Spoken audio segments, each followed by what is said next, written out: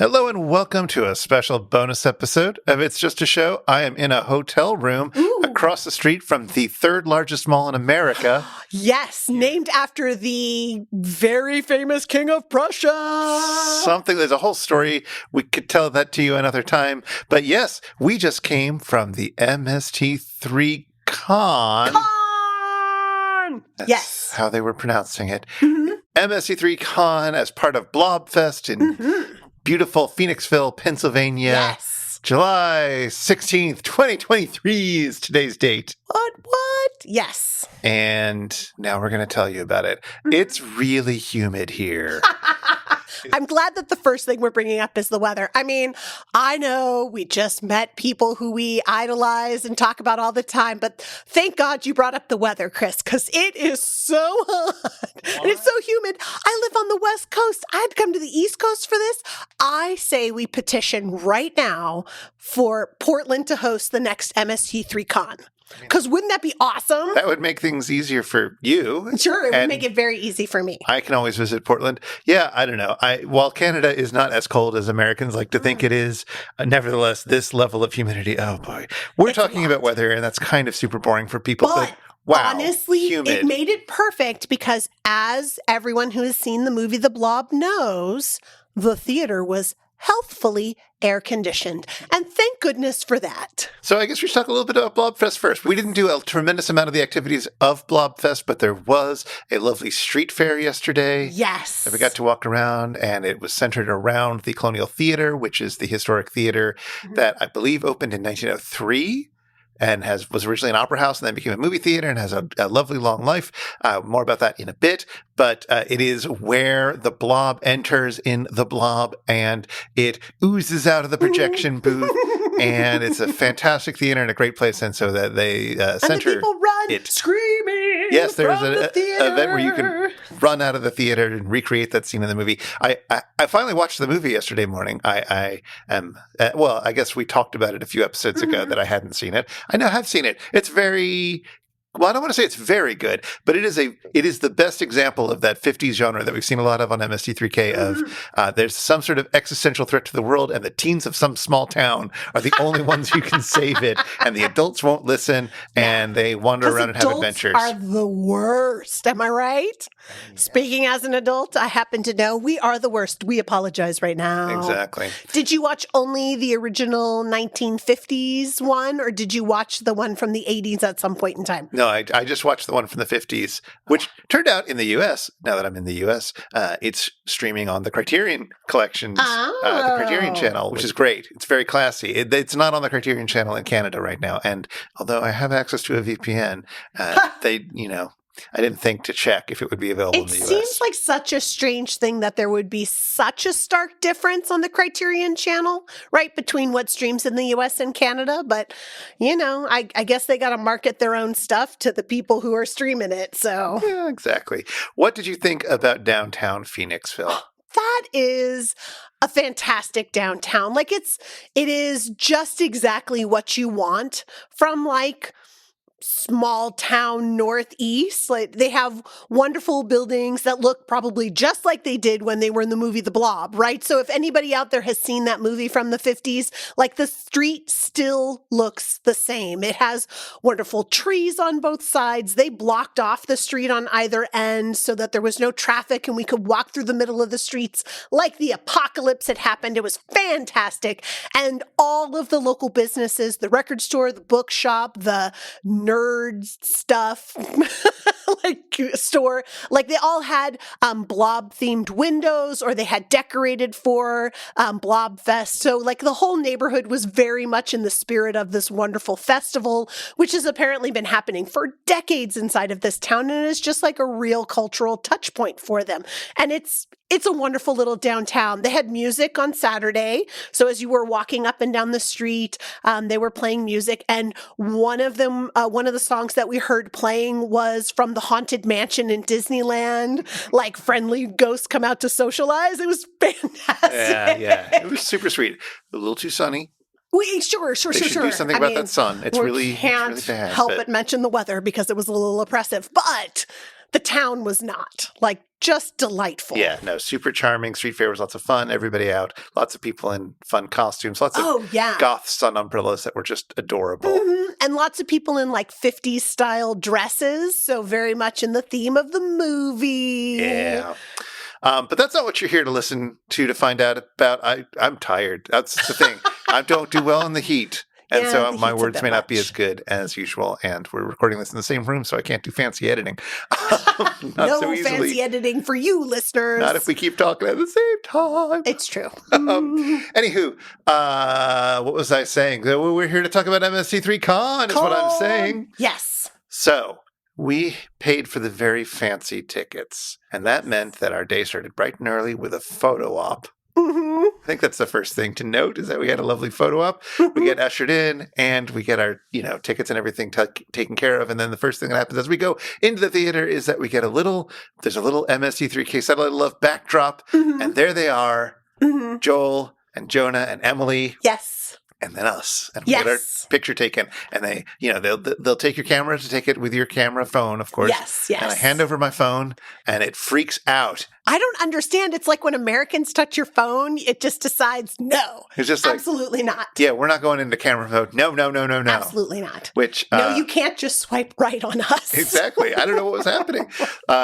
Jonah stepped in, tried to tinker with it, and finally got it to work. Even though they took your phone and took some pictures of that. Yes. But Jonah was good enough to take a selfie. I did just want to make sure that we, in fact, were not holding up the line because we were just there as fans. We were not there with a special we must have 15 minutes with you. It was just normal. Yeah. No. And it was all very good and very silly. And of course, it's lovely when things go a little bit awry, but not too awry, right? Yes. Oh, it was good. But yeah, so now Jonah has taken a picture of us, a selfie with my camera, which is very silly. And we have pictures of Jonah trying to make my camera work, which is also very silly. From your phone, yeah. It's good. It's very good. And you got touched by a Joel. I did.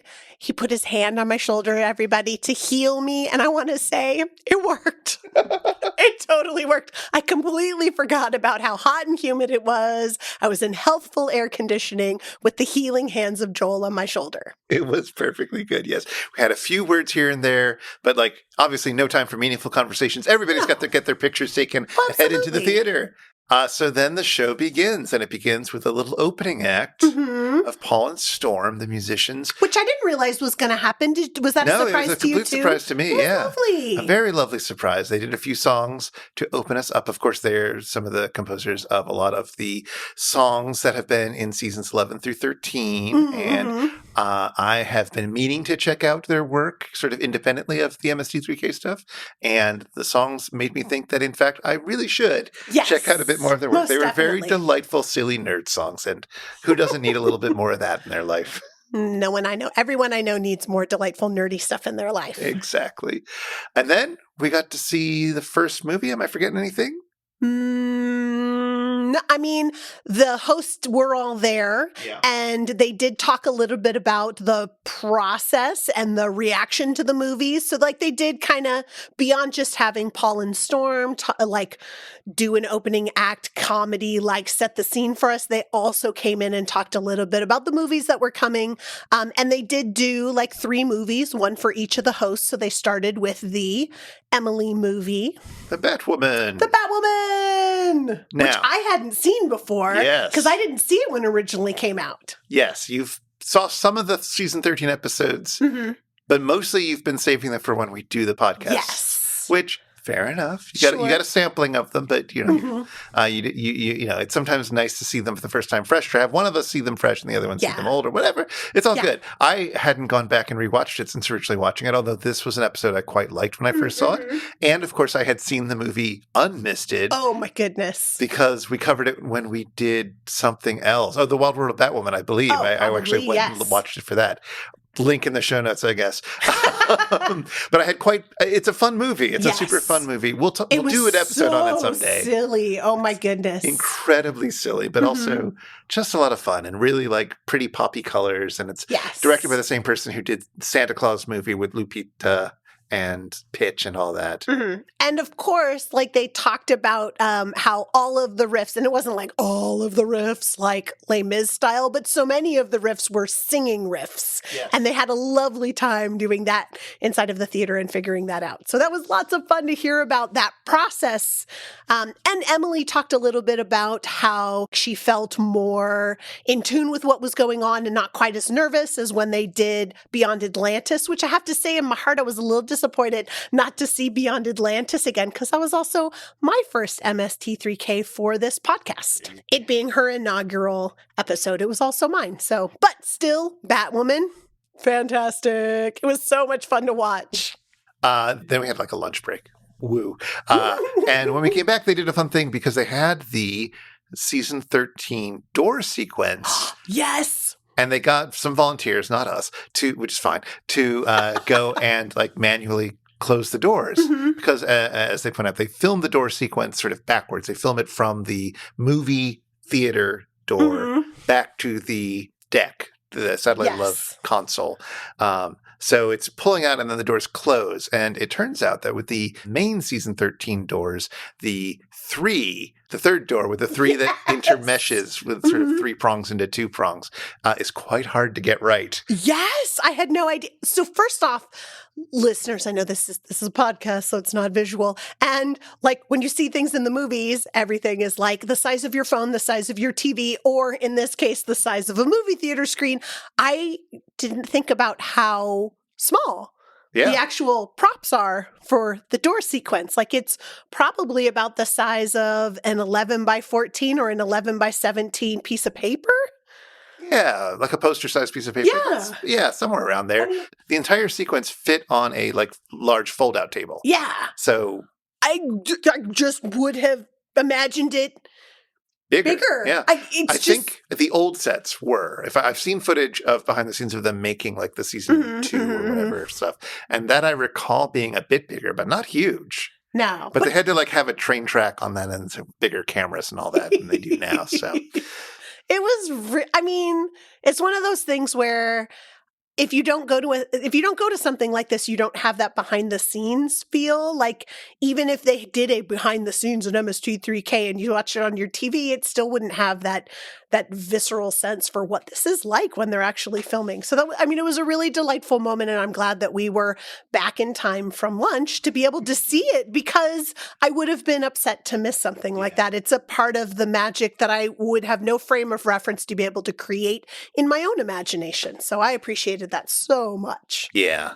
that was a lovely surprise. Mm-hmm. And it was wonderful to have the Jonah Bond moment, because there was no movie on the screen behind the final door. Oh, yes. So they just had the circle opening, and, Jonah being like a silly boy went in and was and was totally finger gunned at the hole, and it was very good. It was so perfect. Jonah was on very good form today. As was Paul of Fallen Storm. They both did a really good job with like the banter and being silly comedian, professional comedian. So did Joel in all of his. Joel and Emily were also very good, absolutely. but Jonah was very much on fire today. Yeah. He works it. And then we saw the Joel episode. Yes. So Demon Squad, which is the only episode today that we had already done an episode on. Yes, it's so true. You had seen that. I had seen that one. And it's been a little while since we've talked about Demon Squad.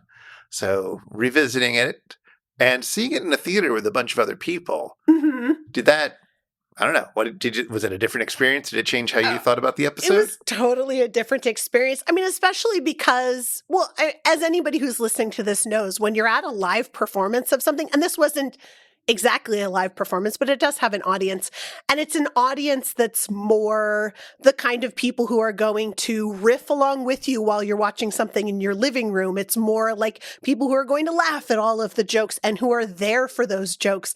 It was really way more enlivening than I remember when I was seeing it alone in order to prep for our episode and seeing it as a season 13 experience. Now, I know, you've watched it on your own. Mm-hmm. We've watched episodes together many, many times, both recently and in the long distant past. And I know that we've seen it in groups of people of like less than a dozen people, Yes. friends getting together, and we watch, Puma Man or something. Yeah. Puma Man. But this is the first time you've seen it in a theater situation with like hundreds of other people. Yes, because I didn't even see the Mystery Science Theater movie in a movie theater. I only saw that on VHS tape. Oh my gosh, I'm so old. On a TV. So. And you never were able to see any of the live shows when they toured in the last couple of years. Alas, no. So yeah, this is your first time seeing how that plays out in a large room. Yes. It really is such a wonderful atmosphere. Just the MST3K fans that are there inside of the room. Like, it was so funny. It was very good. It's also, it's just things are even funnier when everybody else is laughing at them. Well, and the other thing is, like, okay, I know they made jokes about Nick Moon being sweaty. Mm-hmm. I don't think that I noticed how sweaty he was when I was watching it, like, on my phone. But seeing it on the big screen, oh my gosh. Yeah. He is so sweaty. So sweaty, Chris. Yeah. I mean, I get sweaty. that Mobile, Alabama is like even more hot and humid than what we're living in right now inside of Pennsylvania at this moment. But I had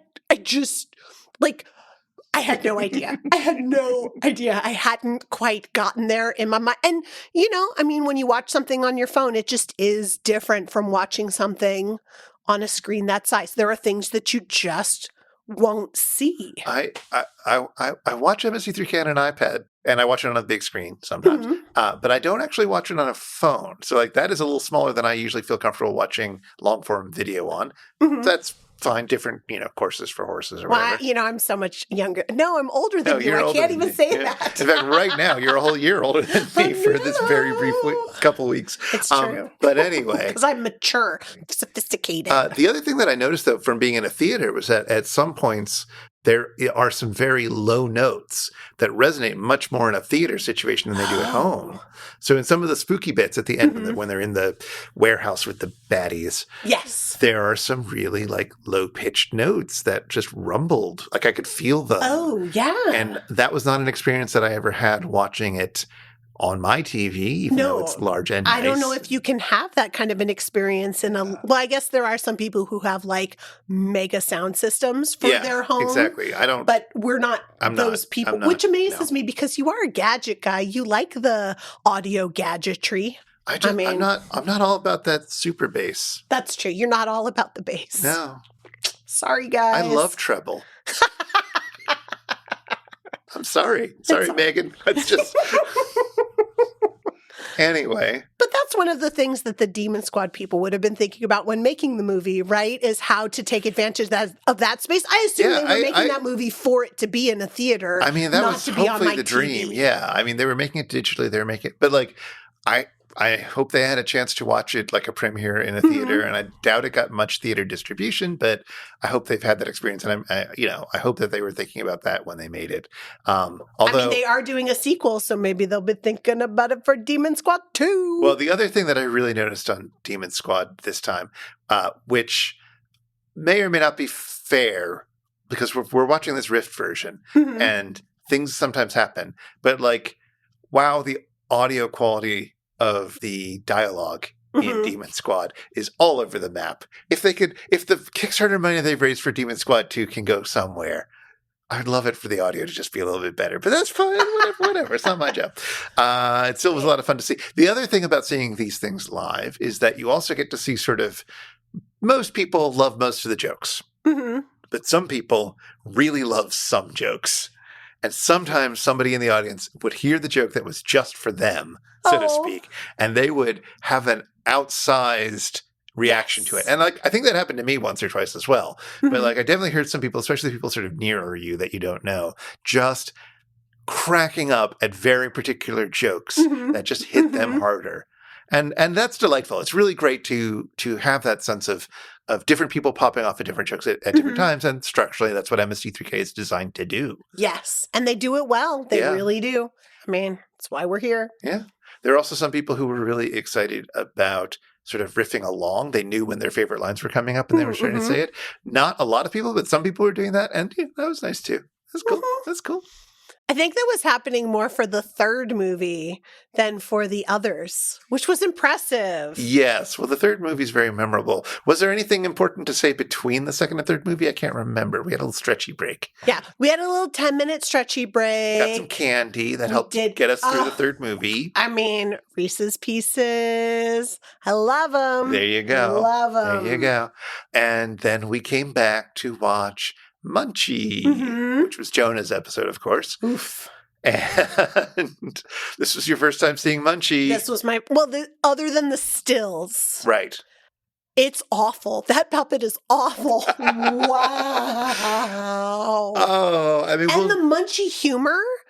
Yeah. Like the Munchie humor in the script, not the rift stuff that they do. Oh, you think Dom DeLuise's parts were scripted? Oh, well, I mean, whatever. The Munchie part from the original movie. No, you're right. I mean, he's no Robin Williams. I'm just going to say they both need editors. But like, I somehow forgot about the really rampant casual sexism of the 80s. How did I forget? I was there. I just did Robot Wars.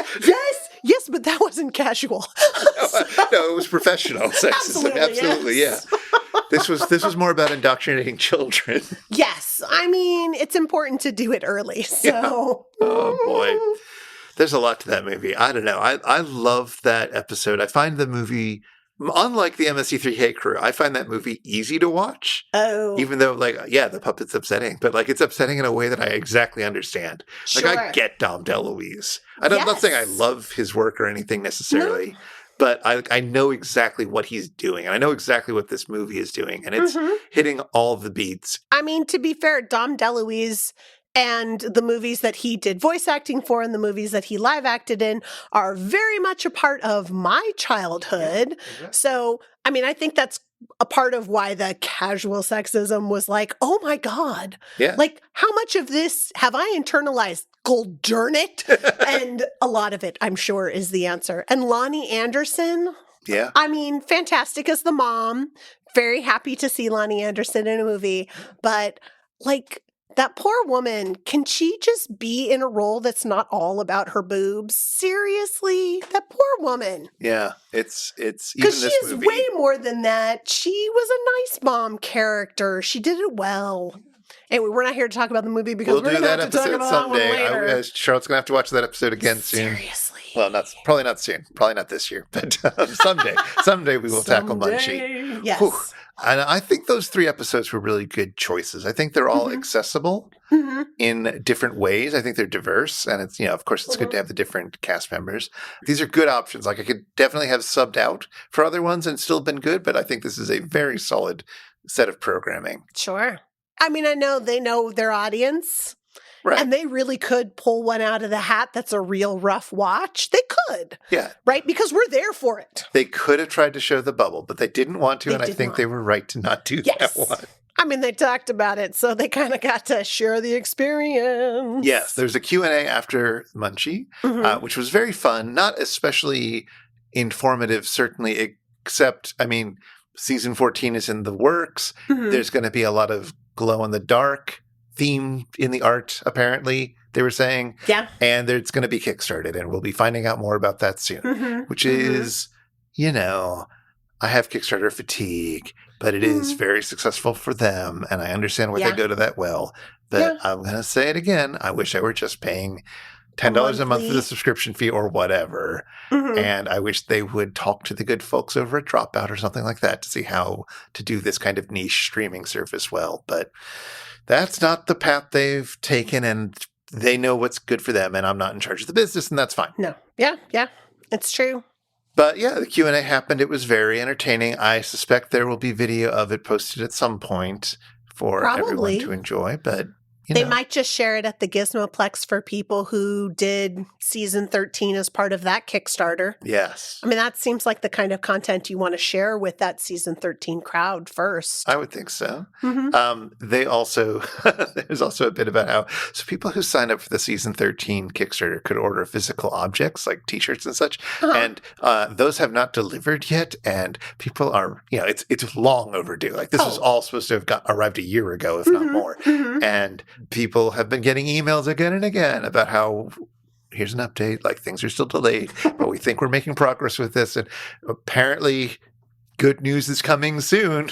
Hold on for an update. They did at least say that they're not going to start the season 14 Kickstarter until they deliver the deliverables for season 13. Yeah, that would be a bad look. No, it's a bad look. It's true. But, I mean...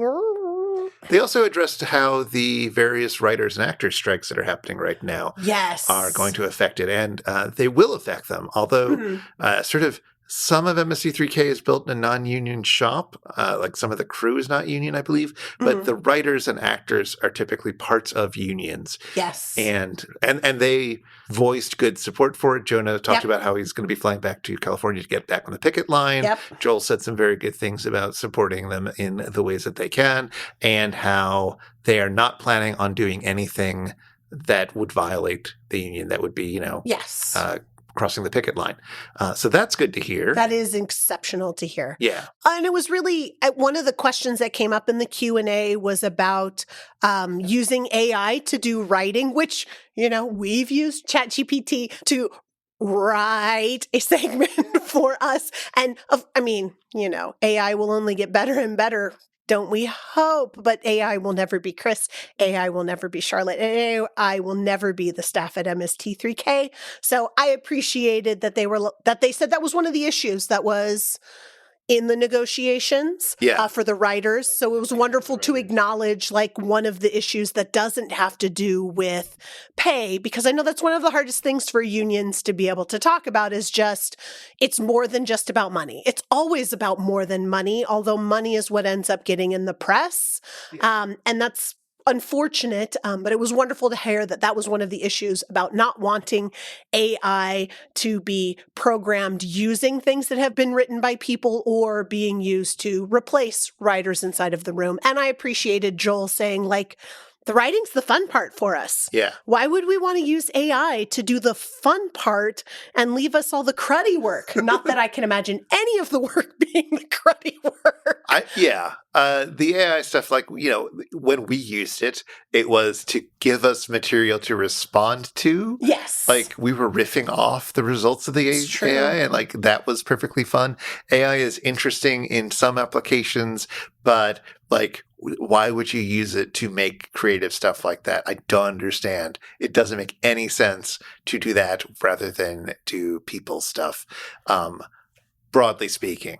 Yes. There are maybe some small scale exceptions in some places, but not the way that the Hollywood CEOs are dreaming of doing it. And this isn't, of course, just a problem with the writing room. It's also a problem for actors. As you may have heard, there's these ideas of paying an actor extra rates for one day, scanning their body, and then using their digital files in perpetuity using AI. Yeah. It's what? I mean, actors are already giving up their visual image and their bodies into perpetuity inside of these movies, right? Yeah. And it's horrible to think that they could then be using that against their will and not in a way that they've agreed to already. Actually, it ties to another interesting thing that came up, which was somebody asking whether they'd ever do an animated movie. Mm-hmm. And one of their responses for why they think that's unlikely is that if you put a human in front of a camera, they do involuntary things. Very few actors have the full control over every muscle of their body. But the more animated you get, and that includes CG stuff, right? As well as AI stuff. But the more animated you get, the less involuntary stuff, the less sort of accidental humanity bleeding through. And that's sort of the stuff that they riff off. They riff off reading microfacial expressions or macrofacial expressions sometimes. And that's sort of where they can get a lot of the humor from. They're reinterpreting the expressions that people are making.